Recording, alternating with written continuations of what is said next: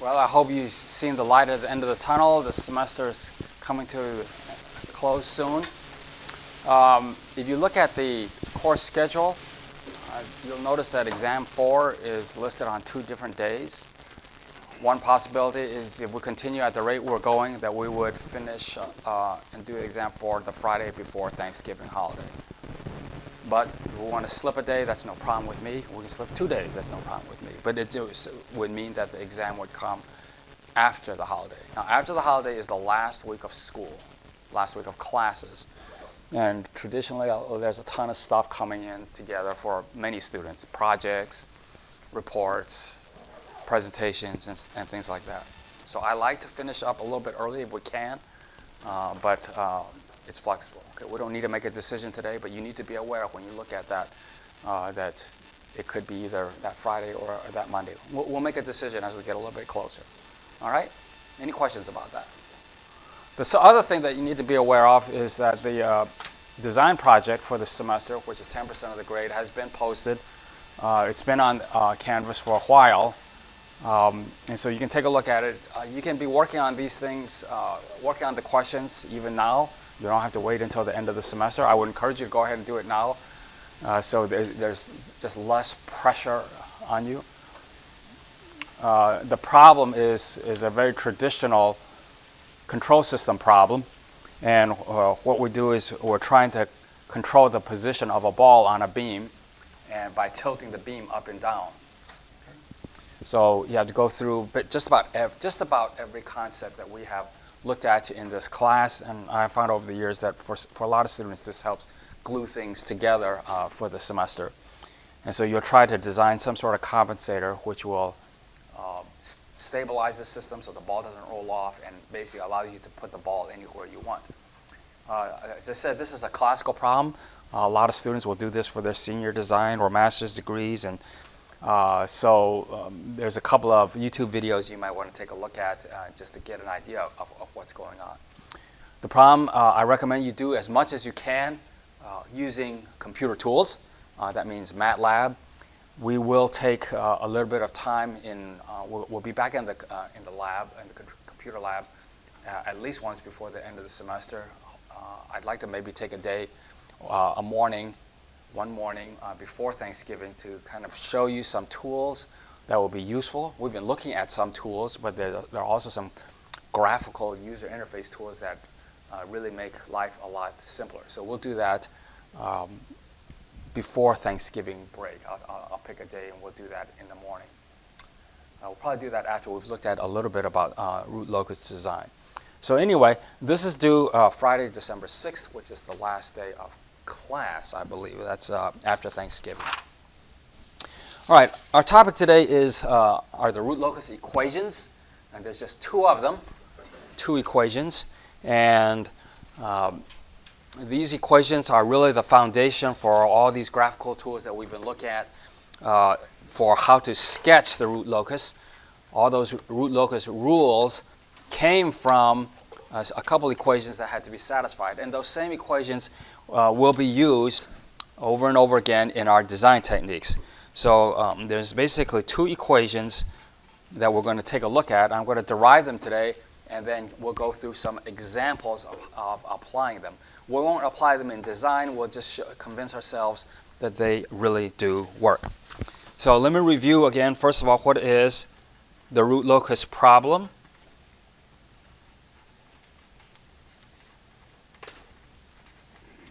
It's really the analysis problem. How do we analyze the root locus analysis? And what we're analyzing is the assumption is that the system is in a form like this, where we got some gain k that's brought out in front, and we have some model of the process like so. So this is the basic root locus problem. G here could be multiple blocks. If you had some blocks in the feedback path, they would have to be included in G. And so what we're doing here is, with root locus analysis, we're analyzing the roots of the closed loop system. So let's just review. Root locus plots the poles of y of s over r of s. And we call this the closed loop. The closed loop. We're plotting the closed loop, and all the tools, we just have to enter in g. Okay, we did this multiple times. We did it on a computer, and we did it by hand. We just need to know this much in order to get where the poles are of that. Okay.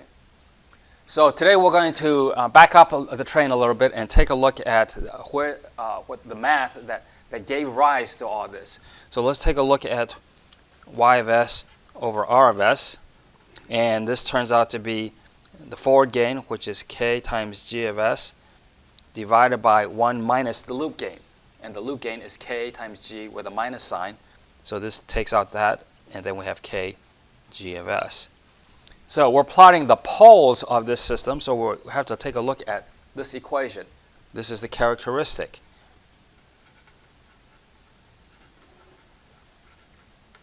Okay? And when we set it equal to 0, we'll call it the characteristic equation. 1 plus k g of s is equal to 0. So that means poles satisfy this equation.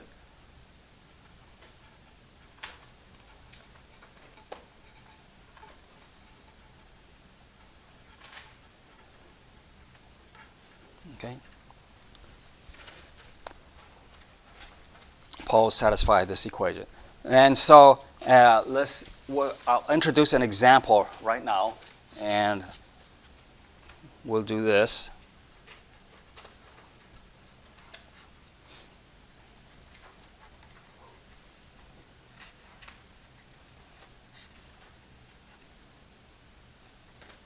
Like so. Okay, so the open loop, this is the open loop model. The open loop has a 0 at s equal to minus 2, and it has poles at s equal to 0 and s equal to minus 1. So the root locus looks like this. We're just going to do a quick sketch, but then we're going to look at some specific numbers today. Here's 0, minus 1, minus 2. Now the root locus, the poles of the system, are lines that we add to the picture. These are the open loop values, and we add lines that describe the closed loop poles. And so I'm just going to kind of sketch these with a different color. Hopefully they'll show up.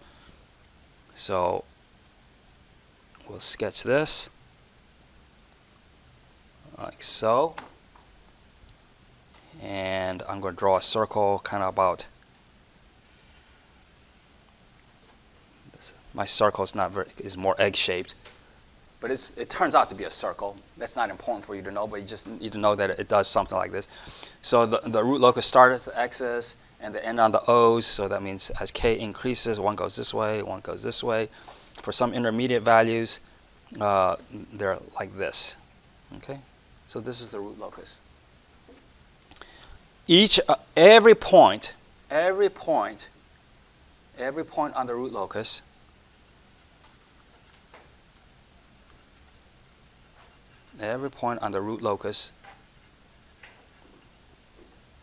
satisfies 1 plus k s plus 2 s plus 1 equal to 0. Okay, so any of these points all satisfy these. Okay, so let's give all these points just to distinguish this s, the s's in this open loop model, to distinguish it from the closed loop. I'm going to call these points, let me call one of these points S star.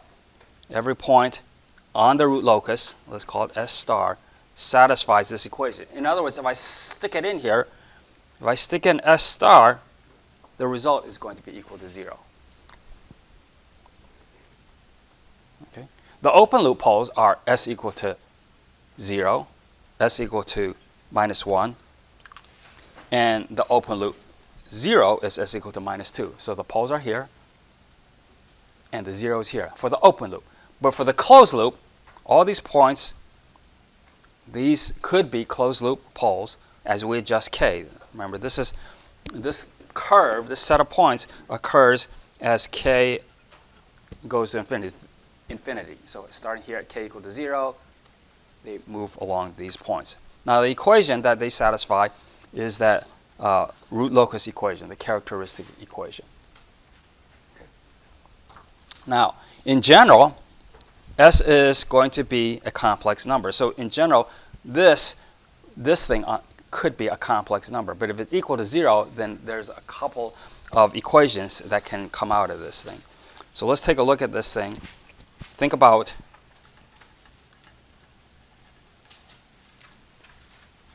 phasor notation.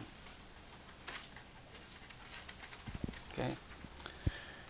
In the back of our minds. Okay, think about phasor notation. Let's write this equation. 1 plus k g of s is equal to 0. Okay. So then I can rewrite this as k g of s is equal to -1. Okay. This is when we put a star in. Okay.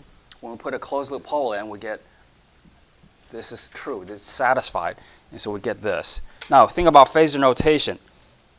-1 I can represent as 1 at an angle of plus or minus 180 degrees. Okay.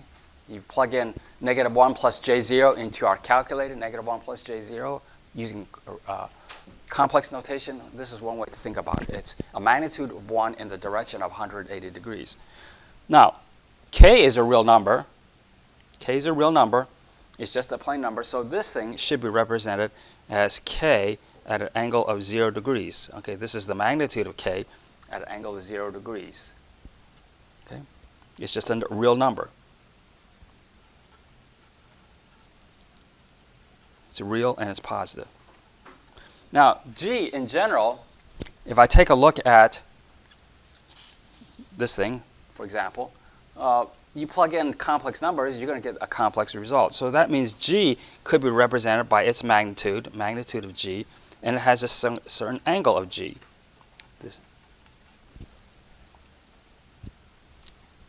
I should have left a little bit of room in here to squeeze in S star. Let me rewrite that. K is just a real number, and then we got the magnitude of g, and then we have the angle of g. That has to be equal to 1 at an angle of plus or minus 180 degrees. So this is one equation that's just rewriting the characteristic. I'm just rewriting it using kind of phasor notation. These are all representing the same thing. Okay. Now, from this I can get two equations, and those are the two equations that points on the root locus satisfy. Points on the root locus satisfy two equations. So, points S star, the ones on the root locus, points on the root locus satisfy two equations. You say, wait a second, I only see one equation here. How am I getting two equations? Well, because I'm using phasor notation, there's basically two entities to every item. Like g of s has got two entities. It's got its magnitude and it's got its angle. K has got its magnitude and its angle, but I'm throwing away the 0 because it's always 0 degrees. And then -1 has got two entities. It's got its magnitude and its angle. So I can split this description into two parts, a magnitude part and an angle part. So the first equation that we're going to always use in the root locus is what is known as the angle criterion. Okay, there are two equations that come out of this one because we're using phasor notation. And so one of them is called the angle criterion. Okay, I'm going to put this right here.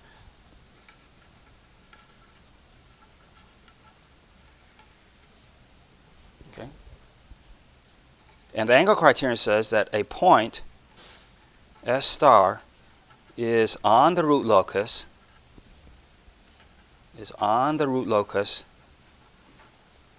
if and only if, let's just take a look at the angle parts. Okay, this is a magnitude, this is a magnitude, this is an angle, this is a magnitude, and this is an angle. So we're going to take a look at just the things that have angles and say they must be equal. And so the angle criterion says that the angle of G of S evaluated at S star, that angle has to be equal to plus or minus 180 degrees. So this is one equation. A point is on the root locus if and only if the angle of G of S star is equal to 180 degrees. So let's take a look at our example. Let's do an example. Back to our example problem.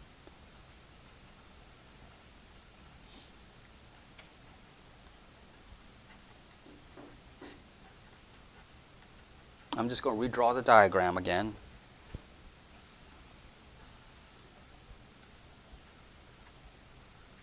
Nothing new.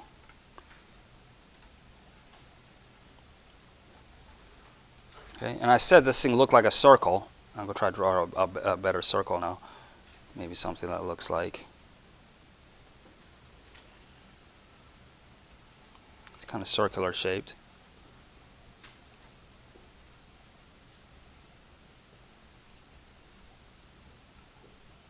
Okay, so this is the root locus. Okay, 2 branches, MATLAB colored in blue and green. So let's try this point right here. This is a point on the root locus. So we're going to try this out, and this is the point. S star is equal to -1 plus J1. And so the question is it on the root locus? So go ahead and pull your calculator out, and let's stick this in here.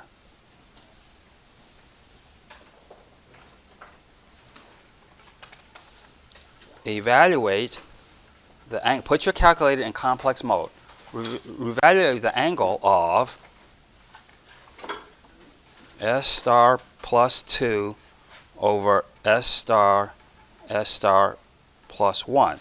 So what are you going to do? You're going to stick this number in here. So when I put -1 plus J1 here, I'm going to get 1 plus J1 divided by, and then down here I'm going to get -1 plus J1. And then when I stick this in here, I'm going to get J1. Stick this all in and just find the angle. And GeoMob here says 180.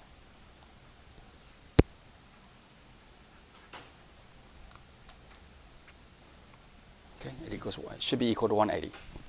If you didn't get 180, what kind of calculator are you using? A Casio. If you didn't get 180 and you're using a Casio, come up to the front. If you're using a TI-89, anybody else get 180? Somebody? Okay, come up to the front again. Let's take a look at what this means geometrically. Let me give a geometric interpretation. This is just playing with equations. Okay, do it in your calculator. Convince yourself that this is okay. Okay? Now, let's take a look at the geometric interpretation.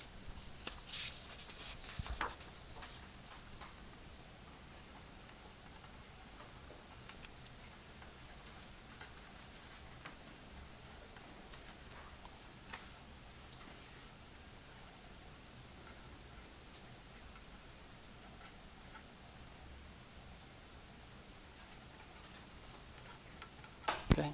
Those are the open loop poles and zeros. And the point that I'm interested in testing is this point. S star is equal to -1 plus J. That's this point right here.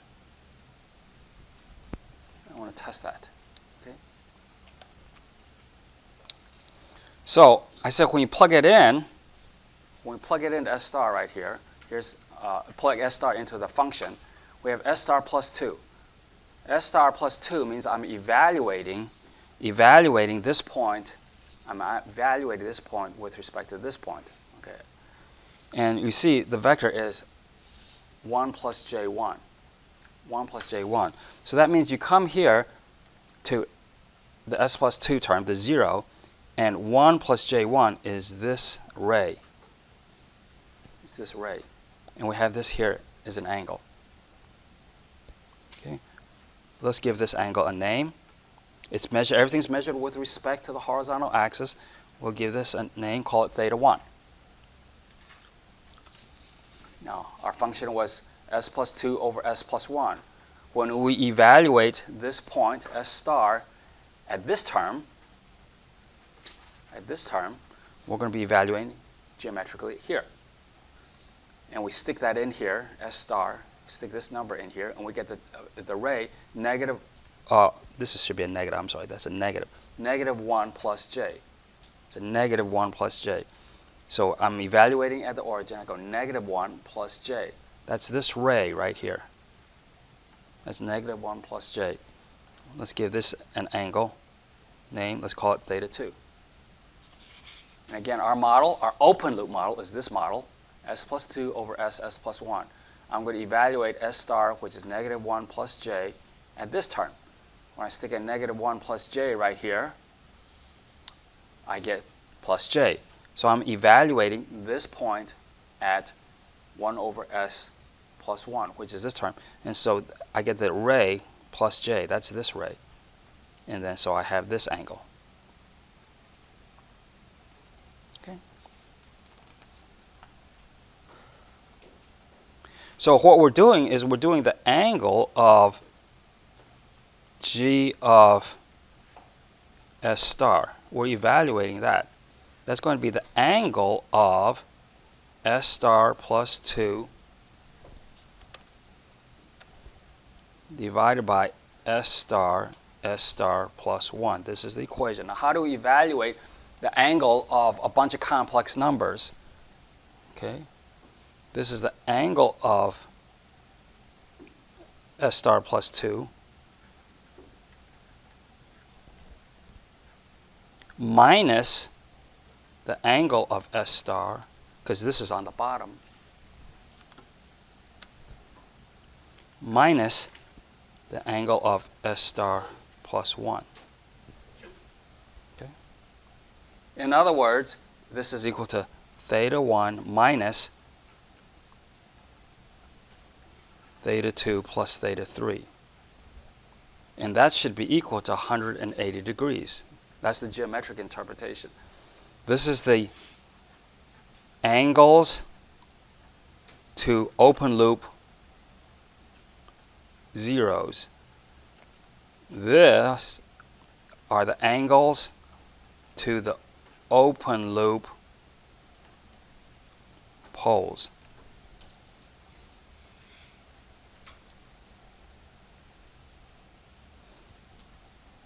Okay, the geometry in this problem is fairly easy. We should be able to do this by hand without much calculator work. For example, what does this angle look like? That's 90 degrees. Theta 1 looks like 45. And theta 2 looks like 135. Substitute all that in here, and we should be okay. So from a geometric interpretation, what you can say is sum of the angles to the zeros minus the sum of the angles to the poles, that has to equal to plus and or minus 180 degrees. This is the angle criterion. Okay. Now, this is one equation in your engineering career where you can get the order of things backwards and it won't hurt you. You could say sum of the angles to the poles minus the sum of the angles to the zeros is equal to 180. And the reason it doesn't hurt you is because plus and minus 180 are the same.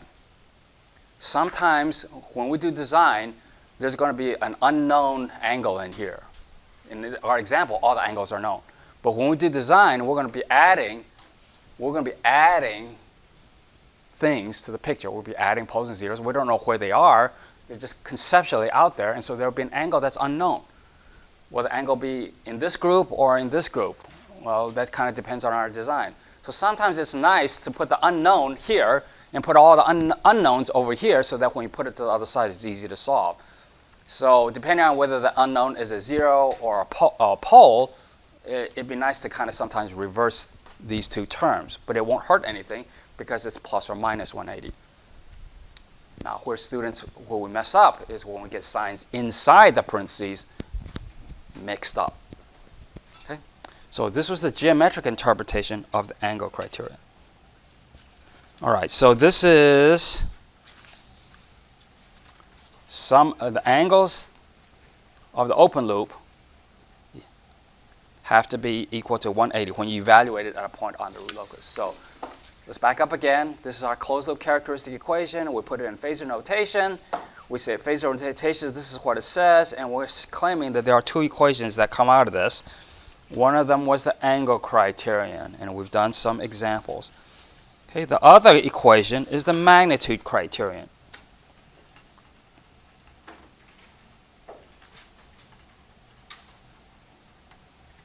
Okay. Let's take a look at our phasor notation equation. Our phasor notation equation was this equation right here. And we're saying if this side equals this side, it must be equal. It must be equal in all aspects. And so the angles must match. So we're taking care of that. But the magnitudes must also match. The magnitudes must also match. And so the magnitude criterion is typically written this way. K, which is a positive number, is 1 over the magnitude of G of S star, like this. So this is the magnitude criterion. K times G better equal to 1. K times G is equal to 1. All right, so let's try this again with our example system. G of S is S plus 2, S plus 1. The root locus diagram, we sketched the root locus diagram several times, and we said that as K evolves from 0 to infinity, the closed loop roots will be along the locus. So there's some value of K that will cause the closed loop roots to be right there. If I increase the gain K, the closed loop roots will move this way. If I decrease K, the closed loop roots will be here. When K is equal to 0, they are here and here. When K is infinity, one of the closed loop roots approaches this point, and one of them goes way out here. But there's some value of K that gives me a closed loop pole at this point. Okay? And let's see how we find that. We say when S star is equal to -1 plus J, J1, then K has to be 1 over the magnitude of S star plus 2, S star plus 1, the magnitude of this. So again, we can now plug this into our calculator. When I substitute in S star plus 2, I get 1 plus J. Here I get J, and here I get, no, I'm sorry, I got this backwards. -1 plus J, and here I get J. And we want to find the magnitude of that.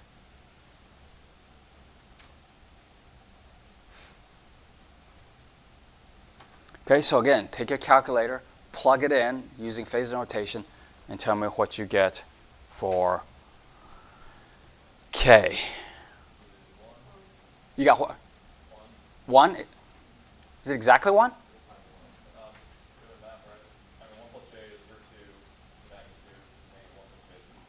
Oh yeah, these two have the same magnitude. This term and this term cancel out, then you have J, so this is equal to 1. Okay, let's see if that's really true.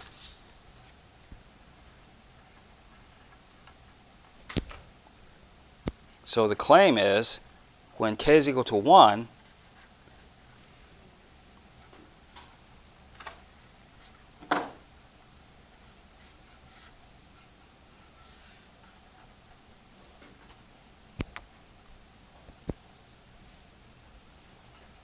let's find the closed loop poles. Let's do this the long way. Okay, y over r is equal to, forward gain is s plus 2 over s plus 1 divided by 1 minus the loop gain. S plus 2 over s plus 1. The minus sign cancels out. The minus sign makes that a plus. I multiply top and bottom by s plus 1, and I get s plus 2 over s plus 1 plus s plus 2. Okay, clean up the math a little bit. S plus 2, and in the bottom I get s squared plus 2s plus 2. Study the roots of this. S squared plus 2s plus 2 is set equal to 0, and s star, the thing that satisfies, is negative 1 plus and minus j1.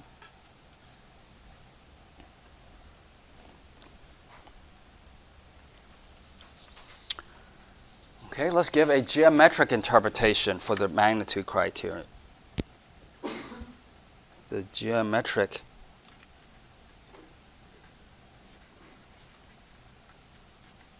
interpretation.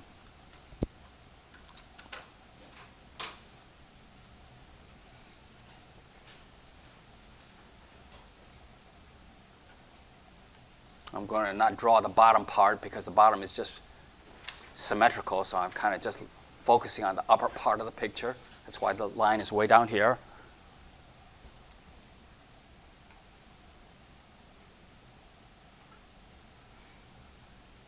Like so. And the point we're testing is this point, negative 1 plus j. Okay, S star. We know it's on the root locus.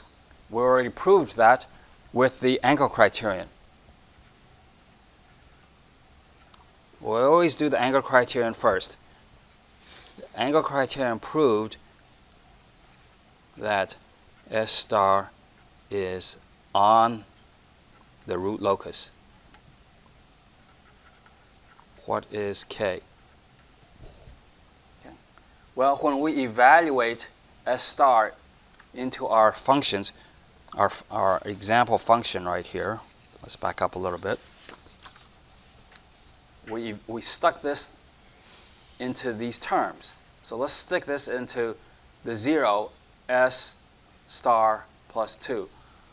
We're evaluating this point. We're taking this number, sticking it in here. We're evaluating this point with respect to this. That's this ray again. That's this 1 plus j. 1 plus j. And we're looking at its magnitude, so we're looking at this length here. Let's call that length L1. When we stick in S star into this factor, stick S star, we get S star, we get negative 1 plus j.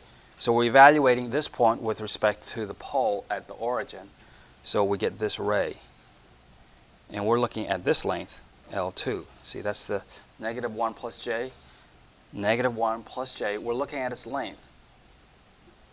And then finally, when we take this point, S star, stick it into this factor, stick it in this factor right here, what we're doing is we're taking this point, evaluating it at the pole, S plus 1, we get the ray j, which is starting from here, evaluating at this point, we get the ray j, which looks like this. And we call this length L3.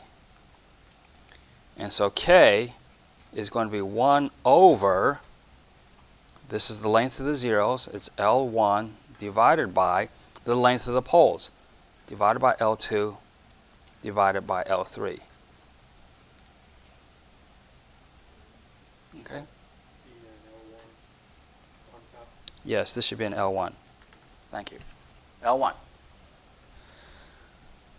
And as somebody has already correctly discerned, L1 is root 2, L2 is root 2, and L3 is 1. And so it's equal to 1.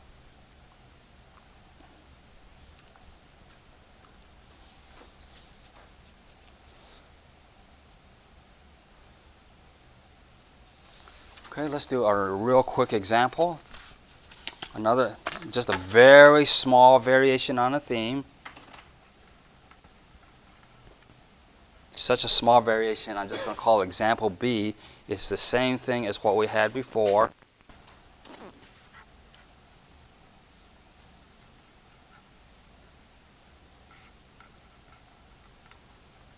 The only difference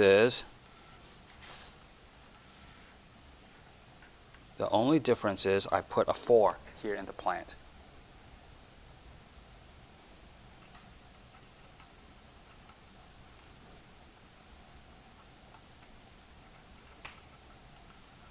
That's all I've done, is introduce a 4 in the open loop. Okay, so this is G.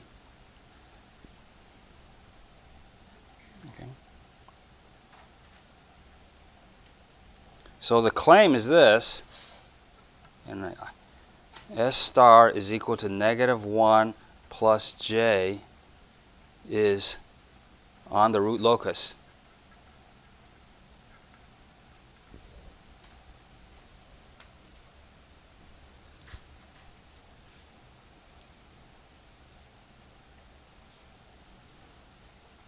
Okay, so we will test it by using the angle criteria.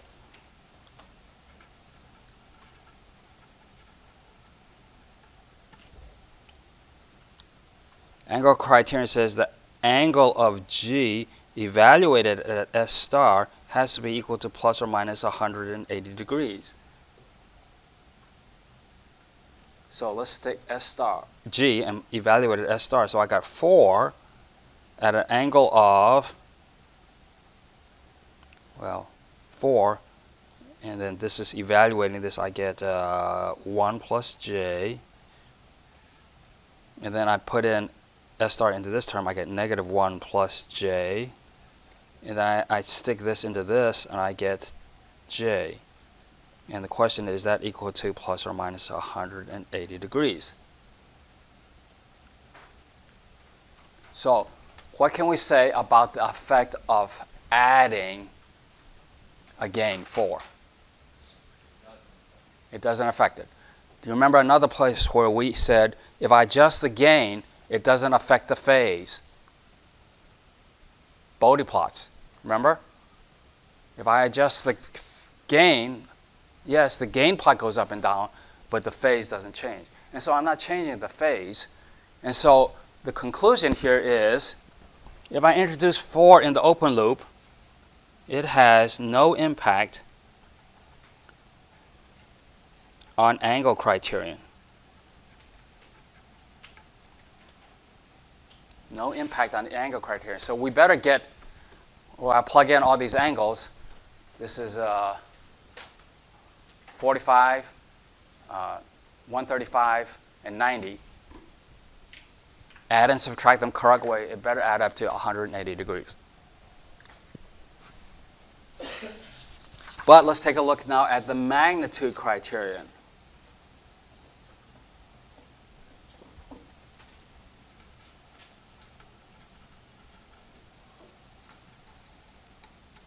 The magnitude criterion.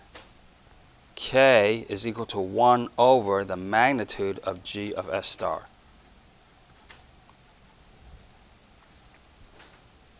So this is now 4 S star plus 2 over S star plus 1. We're going to take the magnitude of that.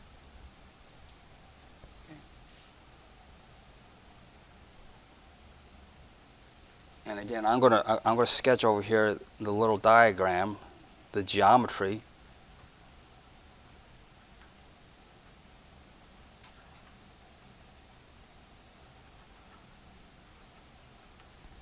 here. This is L1, L2, L3. So this is 1 over 4 times L1 divided by L2 divided by L3. Okay, so the conclusion is, don't forget process gain factors.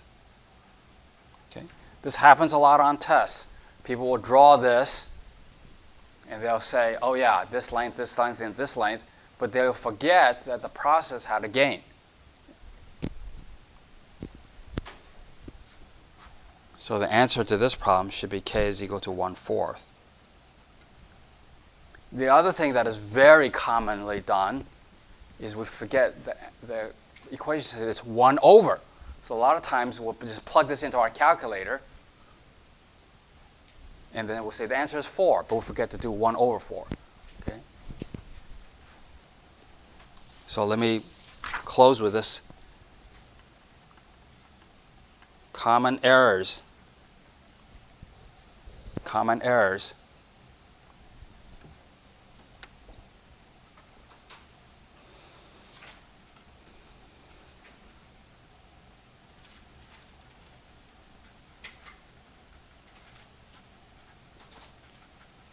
Plug in the wrong numbers in your trigonometry, and your geometry gets mixed up.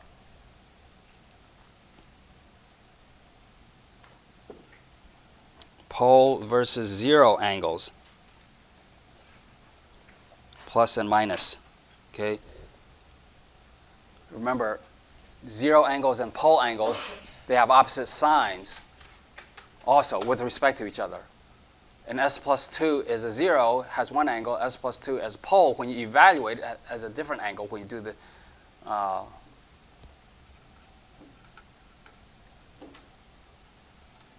when you're evaluating g of s star. Okay. Just like in the Bode plot, what's the difference between s plus 1 and s plus 2 in the magnitude plot? There's no difference. But the phases are different. One goes toward minus 90 degrees, one goes toward plus 90 degrees.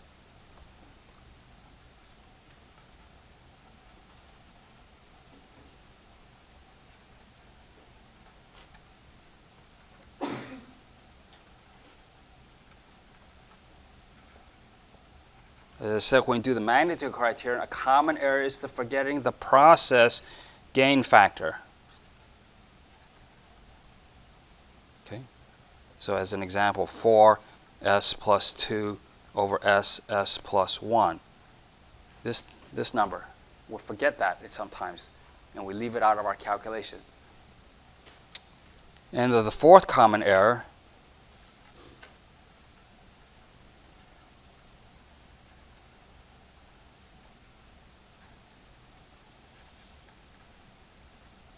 one over blah, blah, blah.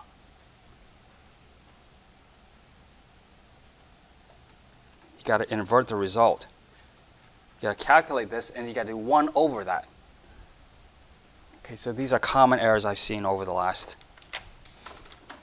30 years. All right, so what have we done today? We've taken the characteristic equation, and turned it into 2 equations. And so what we will do basically for the rest of the semester is we're going to basically show how we can use 2 equations and design systems. We're going to design compensators. Okay, so compensators have unknowns. Since we have 2 equations, how many unknowns can we solve for? 2. Okay, this is a little different than Bode plot. With Bode, when we did leads and lags, we were doing 3, k, z, p. So the root locus, there's only going to be 2 unknowns that we can cleanly solve for. You have more than 2 unknowns, we're going to have to do some work. Let's stay in class on Wednesday. Maybe Friday we'll go to the lab. All right, so we'll meet back here on Wednesday.